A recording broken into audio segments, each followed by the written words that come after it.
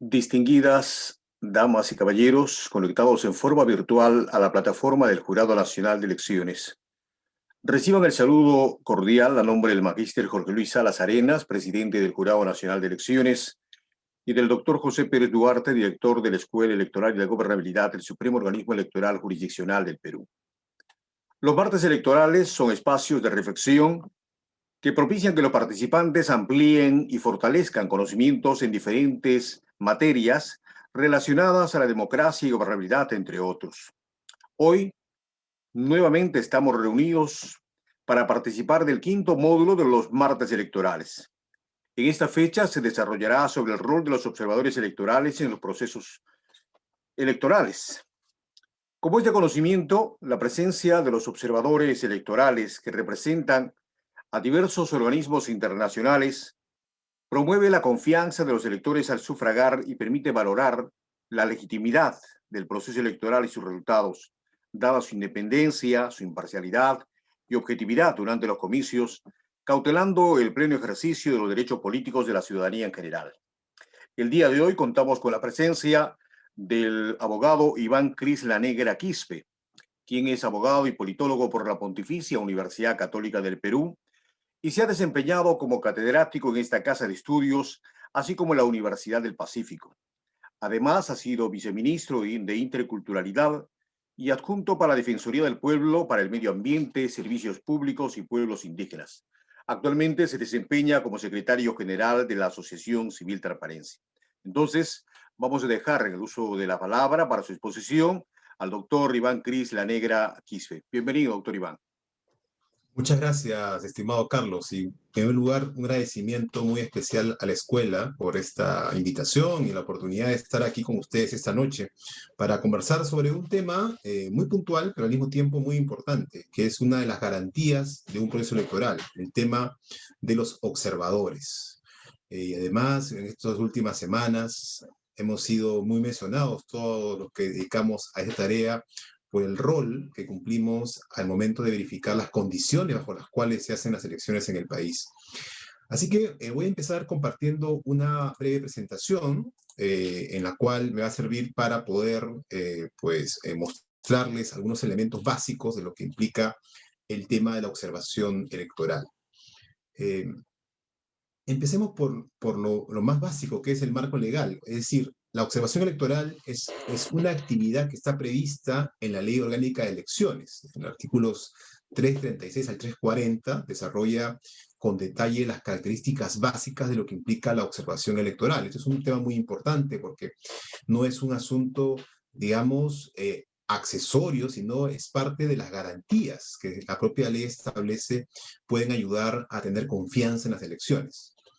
Pero desde luego hay un conjunto de detalles de desarrollo importantes, los temas de acreditación, los temas ya procedimentales de la tarea de observación que están recogidos en un reglamento. En este caso es una resolución, la 0307-2020 del Jurado Nacional de Elecciones, que ha sido dada hace ya algunos meses y que ha regulado el trabajo de los observadores en esta elección. Cabe indicar que ese reglamento no es solamente para esta elección, sino es un reglamento que se va a aplicar en elecciones futuras, pero que, como digo, desarrolla ya con detalle lo que está a su vez previsto en la Ley Orgánica de Elecciones. Es a partir de estas dos normas que en este proceso electoral que estamos ya culminando, tuvimos 23 organismos u organizaciones internacionales acreditadas como observadores debidamente, ¿no? Ante el Jurado Nacional de Elecciones, y asimismo 2 organismos nacionales. Uno de ellos es Transparencia. En el caso de las internacionales, además, porque hay personas que viajan al país para tener una presencia directa respecto al proceso electoral, hubo 160 observadores que fueron debidamente inscritos como parte de este trabajo de observación. ¿Qué derechos tienen los observadores? Porque ustedes, desde luego, imagino, quizá alguno ha sido voluntario en transparencia, pero muchos de ustedes, seguramente solo tienen una mirada externa al trabajo de observación. Pues hay un conjunto de derechos que están recogidos en la propia Ley Orgánica de Elecciones sobre lo que puede hacer un observador, ¿no? ¿qué puede observar? Digamos, ¿cuál es su labor alrededor del día de las elecciones? Puede observar la instalación de las mesas de sufragio, puede ver que la cámara secreta esté bien acondicionada, verificar la conformidad de las células de votación, las actas, las ánforas, los sellos de seguridad en general, el material electoral. Luego observa todo el desarrollo de la votación, ¿no? En este caso, usted recordará que hemos tenido una jornada muy larga, ¿no? Entre 7 de la mañana hasta las 7 de la noche, una jornada muy extensa. También podemos observar eventualmente el escrutinio y el cómputo de la votación, es el momento en el cual la mesa de sufragio cuenta los votos e incorpora esos resultados en las actas de sufragio y las actas de escrutinio. Y además, también, ¿no?, pueden verificar que los resultados de este escrutinio sean colocados en un lugar de acceso al público, ¿no?, en el lugar de votación. Y además también, eventualmente, ver o observar el traslado del material por el personal correspondiente. Me refiero de las actas, ¿no?, de material electoral que se traslada hacia las autoridades competentes. Entonces, todo esto puede implicar tomar nota, registrar, ¿no?, en formularios todas esas actividades, pero, y acá es muy importante esto, ¿no? Sin alterar el desarrollo de esos actos. Es decir, observar, mirar, registrar, pero no podemos los observadores interferir en las situaciones que se van llevando a cabo en el marco del proceso. Eso es un tema que es importante señalar, ¿no? Es decir, no intervenimos directamente en estas acciones. Ahora, por un tema ya de práctica, que no tiene que ver con con estos derechos, también en ocasiones cumplimos un rol que no está previsto en esta norma, pero que también suele ser muy apreciado por los ciudadanos, ¿no?, que es el de orientación. De hecho, en mi caso, que he estado presente tanto la jornada del 11 de abril como el 6 de junio, me tocaba pues ver a personas que se acercaban a pedir información. ¿Dónde está mi mesa? ¿Dónde me toca a mí votar? Señor, ¿por qué no llega las personas de la mesa para empezar a votar? ¿Qué está pasando? Ese tipo de detalles a veces, pues como ocurre, como pasa en las elecciones, pues hay mucha demanda, ¿no?, de información y muchas veces también los observadores cumplimos un poco ese rol. Ahora, también tenemos un conjunto de prohibiciones.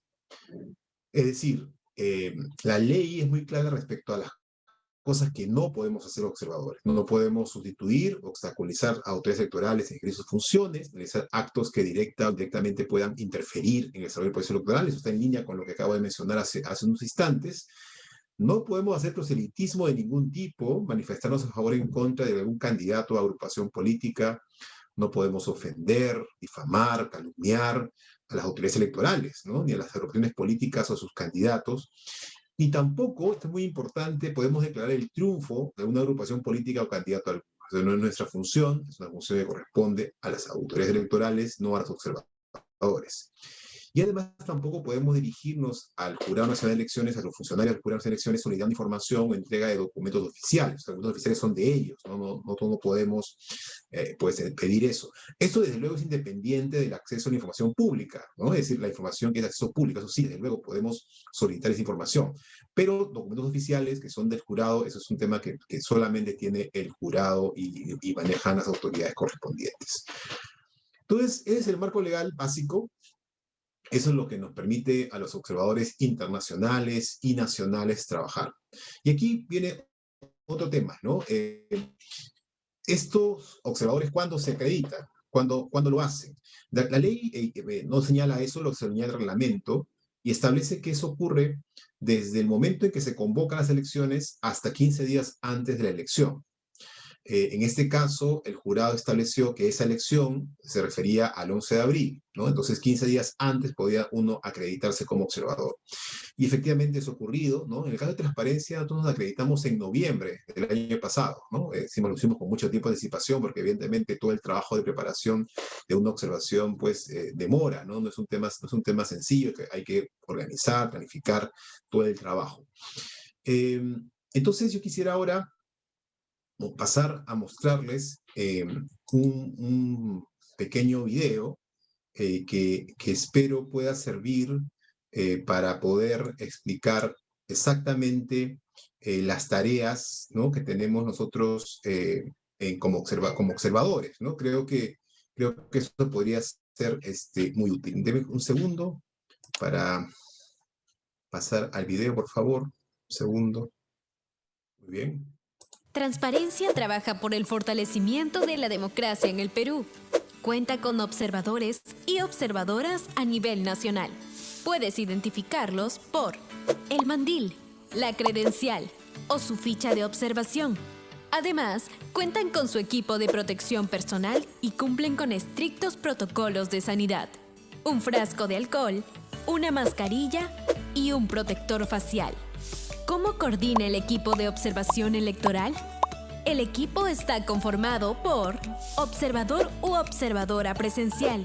Registra información sobre la instalación de mesas y actores electorales, los protocolos de bioseguridad y proceso de sufragio, la propaganda electoral y cierre del local e inicio del escrutinio, así como incidencias que puedan ocurrir durante la jornada electoral. Observador u observadora remoto.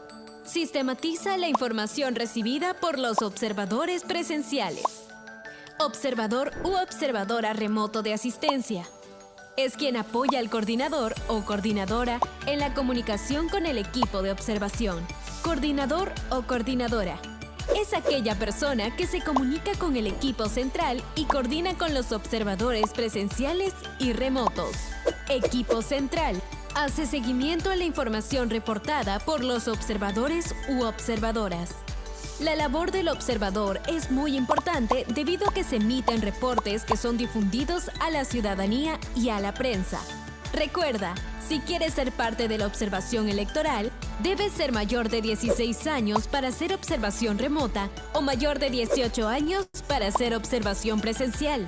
Los y las observadores no tienen afiliación partidaria y asume con responsabilidad el compromiso de fortalecer nuestra democracia.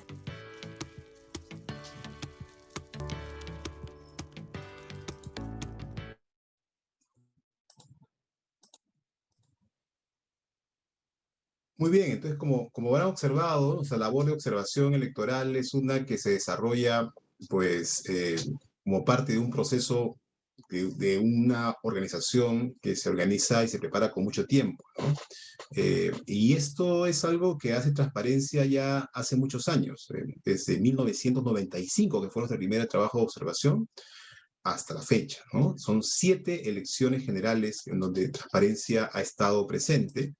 En esta observación hemos tenido 1.400 observadores, entre presenciales y observadores remotos, y además, esto es muy importante, 7 de cada 10 de estos observadores son mujeres.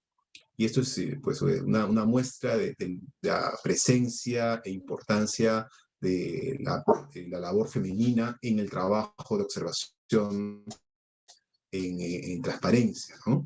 Y esto además nos ha permitido desplegarnos en 182 centros de votación en el país y además también en 7 centros de votación en el extranjero, en 6 ciudades en Europa y una ciudad en Estados Unidos. Es un tema más importante porque en esta elección hubo mucha preocupación sobre qué pasaba en el extranjero y tuvimos también presencia en ciudades que están, digamos, que votaron, ¿no? Que estuvieron incluidas en esta elección. Esto además quisiera mostrarles ha implicado una presencia en los 26 distritos electorales que hay en el Perú y también, como le he mencionado, en el extranjero. Y en el caso del Perú hemos tenido presencia no solamente en Lima y en el distrito de Lima y en el Callao, sino también en otras 42 provincias. O sea, esta es una labor muy extensa, ¿no? Cuando nosotros hacemos, por lo tanto, reportes, pues estamos hablando de un reporte muy amplio en términos de cobertura, ¿no? Es sin duda la organización de observación en el Perú con mayor cobertura, ¿no? Tanto nacional como fuera del país, ¿no? Digamos, los organismos internacionales, recuerdan, mencioné que eran 160 observadores en total, ¿no? De todas las misiones.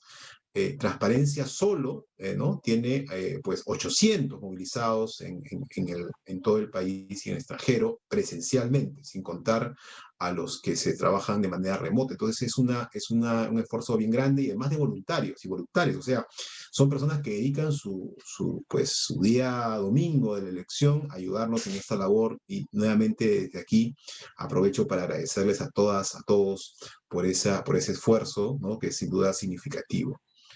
Ahora, también es muy importante que en esta elección hemos tenido un desafío enorme, ¿no? Que ha sido el desafío de poder darle protección a cada una de las personas que nos ayudan en el trabajo presencial.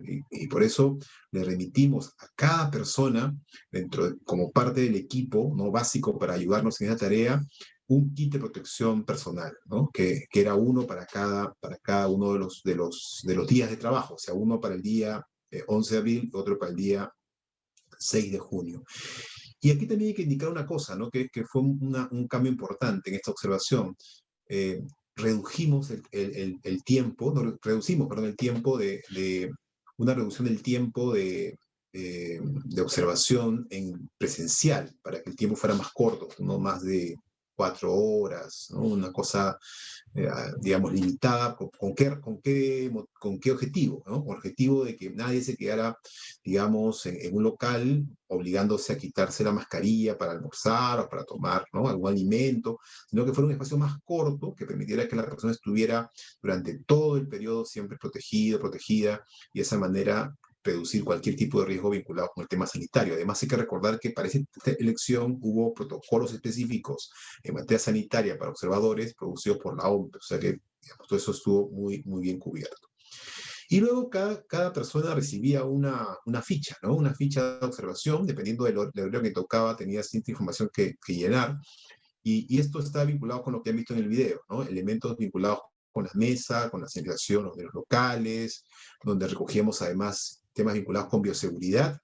Hay que recordar además que en esta ocasión, ¿no?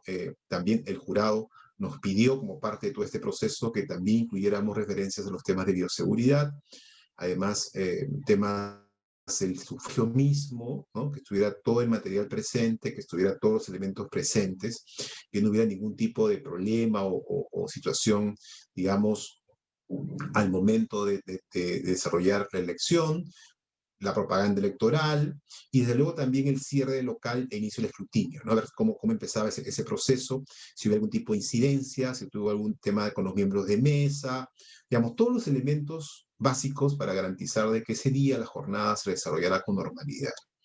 Entonces, ¿qué tuvimos como resultado? ¿No? Porque nosotros luego todo esto lo hemos procesado a través de una plataforma de observación electoral interna, ¿no? Que nos ha permitido desarrollar informes muy rápido, ¿no? Entonces desarrollamos 2 informes de observación. Uno el domingo mismo, ¿no? El 6 de junio a las 3 de la tarde y otro hacia las 9 de la noche. Y esto fue muy importante porque rápidamente pudimos responder ante pues, las cosas que pasaban ese día, ¿no? Quizás recuerdan en esa jornada hubo inmediatamente denuncias, incidencias, como pasa en toda elección. Pero por el ambiente que se vivía, todo era como mucho más, digamos, fuerte, ¿no? en su repercusión. Había que rápidamente atender las dudas que hubiera sobre la materia, y todo eso se recogió muy rápido el mismo domingo 6 de junio, ¿no? Y como resultado, digamos, y esto es un tema que nos alegra, ¿no? Que hayamos podido rápidamente producir información de todo lo que hemos recopilado, nos dejó bastante evidencia de que, y eso es un tema que hemos señalado además públicamente, no hay evidencia en nuestros reportes, en nuestra información que hemos recogido, en todos estos locales que hemos mirado, de alguna situación que podríamos llamar fraude, ¿no? Ninguna situación generalizada, sistemática o significativa de alteración de la voluntad popular, eso no ha ocurrido. Y nos alegra además que esto que hemos señalado muy temprano nosotros ha sido a su vez ratificado por otras instancias de observación internacional, como la misión de la OEA, la misión de UNIORE, la Defensoría del Pueblo, también en estos presentes en parte del proceso han señalado cosas similares.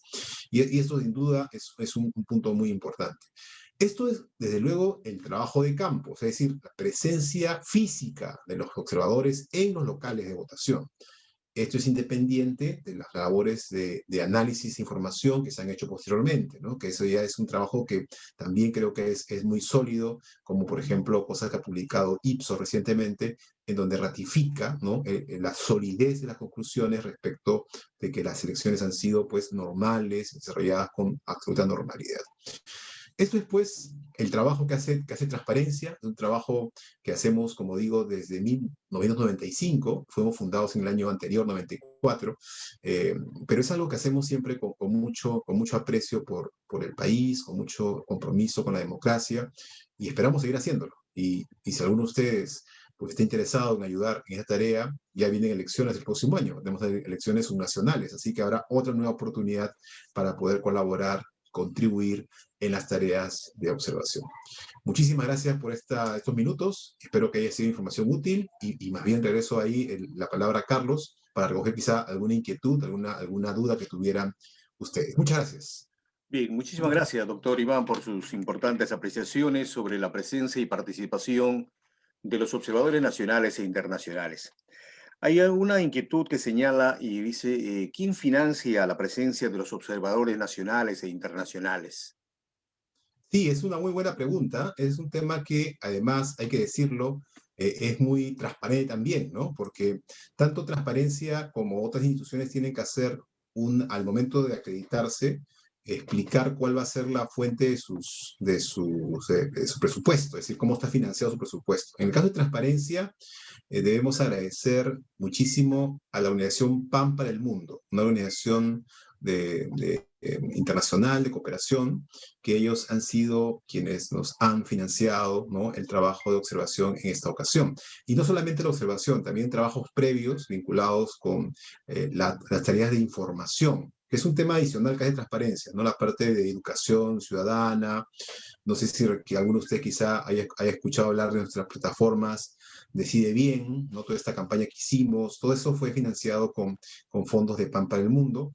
Y en el caso puntual de algunas tareas de la observación, tuvimos otros apoyos específicos. Konrad Adenauer, una fundación alemana, nos ayudó con la plataforma de observación electoral, esta que les he contado que trabajaba en línea. Ellos han sido los que nos han apoyado, un agradecimiento muy grande a ellos. En el caso de tareas de apoyo y logístico durante la observación, también tuvimos un aporte de la Embajada de Canadá, cosa que ha sido también para otros muy importante. Agradecemos también a ellos este aporte. Y finalmente, también recibimos una donación de kits de protección de parte de una empresa, Incafarma, una empresa que trabaja temas, ¿no? pues, este tipo de productos, y ellos muy gustosamente nos dieron también una donación de kits de protección que también ha sido muy útil para la observación, ¿no? Entonces, es un trabajo que está sostenido fundamentalmente pues, en apoyos, ¿no? Muy generosos de instituciones que pues, están comprometidas con el apoyo democrático. Ahora, cada observador internacional tiene también sus presupuestos. Ojo. O sea, por ejemplo, Misión de la OEA tiene un presupuesto vinculado a su vez con instituciones internacionales que ellos los ayudan. ¿Ok? Entonces, y eso ya depende de cada institución. ¿Ah? Cada una tiene su presupuesto. Y como digo, como parte de las obligaciones del reglamento, tenemos que hacer esa información previa a la observación y luego al final también hacemos un reporte. Eso no he mencionado, me olvidé de mencionar, Carlos, es importante. Tenemos que al final del proceso, o sea, cuando ya se den los resultados, tenemos un plazo para entregar un informe definitivo de todo el proceso. En el caso de transparencia, eso incluye desde la observación de las elecciones internas de los partidos, donde estuvimos presentes en noviembre, hasta la segunda vuelta presidencial, ¿no? Entonces es un largo proceso el que nos ha tocado esta vez observar. Y pues ese informe, desde luego, también señalará algún conjunto de recomendaciones sobre cómo mejorar el proceso electoral. Un tema también que está presente en los informes de los observadores es recomendaciones sobre cosas que se podrían mejorar para que ustedes puedan votar mejor, más seguro, más rápido, haya más confianza en el sistema. Todo ese tipo de cosas también son incluidas en esos informes. ¿Y a quién se entrega estos informes, estos reportes, doctor La Negra? al Jurado Nacional de Elecciones. Nos tenemos que remitir ese informe al jurado, que es la autoridad a la cual estamos acreditados. O sea, nosotros nos acreditamos ante el Jurado Nacional de Elecciones. Ahí ante ellos reportamos también nuestros informes, pero esas recomendaciones también pueden ser dirigidas a otras instancias del sistema electoral, por ejemplo, a la RENIEC o a la OMP. También podría incluirse recomendaciones vinculadas con esos dos actores. Bien. Doctor, estamos culminando un proceso electoral y creo que sería importante que nos pueda ayudar, o sea, a identificar cuáles son las mayores incidencias que han podido reportar en este último proceso electoral, por ejemplo. Sí, los problemas más serios todavía siguen siendo de acceso a los locales de votación. ¿Por qué? Esto es un tema que hay que explicar, ¿no? La OMPE, cuando organiza las elecciones, tiene que pedir prestado locales, ¿no? La OMPE, evidentemente, no tiene locales propios para la votación, sino que se usan, ustedes saben, ¿no? Escuelas, universidades, otros centros, ¿no? Que están disponibles para ese tipo de actividades. En esta elección, además, se utilizaron lugares abiertos. Quizá a alguno de ustedes les tocó votar, por ejemplo, en el campo de Marte, o les tocó votar, digamos, en algún lugar donde se habilitaron mesas en lugares abiertos, ¿no? Parques o lugares abiertos que permitían de esa manera reducir cualquier riesgo de contagio. Entonces, digamos, cuando se organizan las elecciones, ¿ok? Entonces, esos locales uno esperaría que tuvieran todas las condiciones para una elección, ¿no? Pero muchas veces no las tienen. Pues, a veces lo que pasa, por ejemplo, es que no son accesibles para las personas con alguna discapacidad, o hay, por ejemplo, algunos problemas con los servicios, ¿no? Entonces son cosas que ocurren siempre.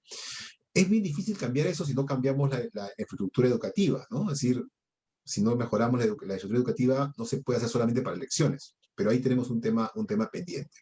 Otra cosa que sí ha ocurrido en la elección del 11 de abril fue que hubo un impacto originado por la demora en instalar las mesas, porque los miembros de mesa demoraron en llegar, sino que el primer grupo sugerido para votar, que eran personas adultas mayores y vulnerables, tuvieran muchas molestias, ¿no? Por tener que esperar varias horas en algunos casos para que pudieran empezar a votar.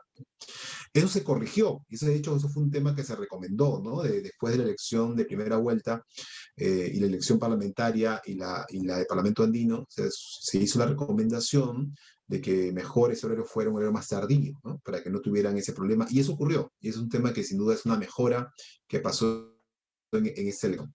Otro tema, digamos, habitual que todavía queda, pero cada vez menos, es el tema de propaganda en los locales de votación, muy raro, pero también alrededor. Hay una norma que establece que alrededor tampoco debería quedarse fuera sin propaganda, pero de vez en cuando encontramos algunas situaciones de esa naturaleza, ¿no? Afortunadamente también se han reducido los problemas de acoso, ¿no? En otras elecciones, de vez en cuando habían algunos problemas de ese tipo, eso se ha reducido, es una buena noticia, pero igual, digamos, eso es algo que hay que seguir trabajando. Los casos más serios y que no fueron, digamos, temas que ocurrieron, digamos, recuerden que los observadores no intervenimos, ¿no? Para actuar frente a situaciones, por ejemplo, de alteración, digamos, del proceso electoral. Nosotros no somos autoridades, son las autoridades que lo hacen, pero hubo algunos casos que están incluidos en nuestro reporte de personas que fueron señaladas como que intentaron hacer marcas en las células de votación. Y ante eso las autoridades actuaron muy rápido y identificaron el problema y pues esas personas están siendo objeto de, evidentemente, los procesos de investigaciones que corresponden, pero eso no afectó la elección, porque lo que sencillamente ocurrió fue que se usaron cédulas de reemplazo que fueron utilizadas para continuar con la votación en esas mesas, ¿no? Entonces no originó ningún tipo de situación mayor. Entonces lo que podemos decir es que las incidencias son más o menos las habituales, ¿no? Las habituales, que cierta demora en el inicio de la instalación de las mesas, a veces problemas con personas que son voluntarias, que no tienen la capacitación para preparar todo el trabajo. Son los temas habituales, pero más allá de eso, pues mucha normalidad, ¿no? Y mucha tranquilidad. Creo que fue una jornada en ese sentido muy positiva, ¿no? Porque no tuvimos, pues, incidencias de violencia mayores, y eso es algo siempre que genera tranquilidad a la ciudadanía. ¿Y en qué situaciones, por ejemplo, sostienen entrevistas los observadores internacionales o nacionales con los candidatos que postulan algún cargo? No lo hacemos, en caso de transparencia no lo hemos hecho. Sí, los observadores internacionales a veces se reúnen con los actores políticos. Eso es parte de su trabajo, ¿no? Y lo hacen siempre de manera neutral, es decir, no es, digamos, recuerden nuestras obligaciones, ¿no? Siempre neutralidad, no apoyamos en ninguno de los candidatos. Y los observadores se reúnen para recoger información sobre alguna dificultad, problemas que hubieran tenido durante el desarrollo de su actividad, previo a la elección, durante la elección o eventualmente también posterior. Pero se recoge básicamente información, digamos, no es un trabajo como digamos, como de incidencia, ¿no? No están recogiendo la misión para que haga incidencia en las autoridades, no, sino es recolección de información que les sirve a ellos para ver cómo es que va avanzando el proceso electoral, ¿no? Como digo, antes, el día del sufragio y después. Y, doctor Iván, le agradecemos mucho por su presencia en este Carlito, importante certamen. Dime, Jenny, Carlito, te escucho. disculpa. Tengo acá un par de preguntas para el doctor. Por Transmítalas, favor, por doctor. favor. Ya. Doctor, hay una primera pregunta que le quería hacer. ¿Cómo obtiene la entidad la categoría de observador en las elecciones y cómo se podría ser observador en otros países? Bueno, en otros países, empiezo por eso, porque eso depende evidentemente de la legislación de cada país, ¿ya? Pero lo que ocurre normalmente es que algunas instituciones invitan a un observador, ¿no? Entonces, en el caso del Perú pasa eso, hay dos posibilidades, ¿no? En el caso de internacionales, ¿eh? El jurado puede invitar a una institución a observar, es una posibilidad. La otra es que la institución de motu propio decide pedir ser observador. En ese caso, bueno, en ambos casos en realidad hay que pues acreditarse y el jurado lo hace, ¿no? Eh, Ahora, como digo, también tiene un conjunto de responsabilidades si haces eso, ¿no? Tienes que entregar, como digo, un conjunto de información previa y además ese informe final que hay que realizar como parte de la labor de observación. En el caso de los nacionales, como es el caso de transparencia, nosotros tenemos que presentar nuestro expediente, ¿no? En el cual entregamos un plan de observación, un presupuesto, o digamos, una referencia a cómo vamos a financiar las tareas, ¿no? de observación, y desde luego, pues todos los detalles respecto a la personalidad jurídica y los responsables del proceso de observación. Eso lo hicimos nosotros en noviembre y nos aprueban una resolución, es decir, el Jurado Nacional emite una resolución por la cual nos acreditan como observador. Y luego de eso hay un sistema ya de acreditación de las personas, porque un observador evidentemente tiene varias personas en el interior.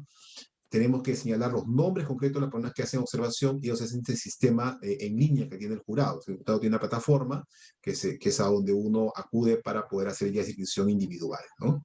Eso ha funcionado muy bien, en verdad eso ha sido un trabajo excelente, ¿no? Ahora, vamos a ver, ¿no? Estamos ya en la última etapa del proceso, esperemos que todo vaya tranquilo, en paz, para ya poder tener pronto resultados oficiales de estas elecciones. Doctor, muchas gracias. Tengo un par de preguntas que me están haciendo llegar.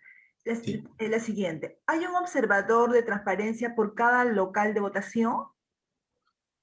No, porque imagínense, son 86.000 y poco más, ¿no? De locales, perdón, de mesa de sufragio en 12.000 locales.